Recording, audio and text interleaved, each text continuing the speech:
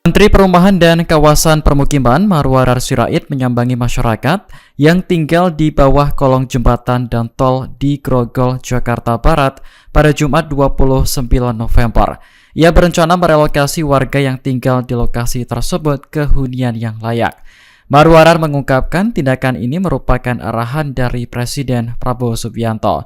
Saat mengunjungi kolong jembatan, ia mendengar langsung keluhan dari masyarakat. Tak butuh waktu lama, Menteri Marwarar langsung bertindak cepat merelokasi warga ke Rusun Rawabuaya.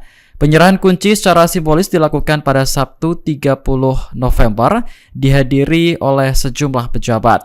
Di antaranya Menko Infrastruktur dan Pembangunan Kewilayahan Agus Harimurti Yudhoyono hingga Menteri Dalam Negeri Tito Karnavian.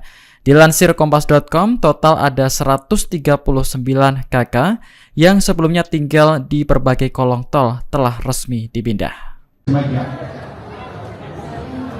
Ibu Neti, yang keras, biar keras.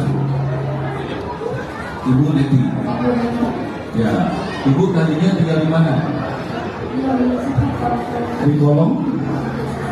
Di kolong jembatan. Betul? Kalau jembatan? Kalau jembatan Season.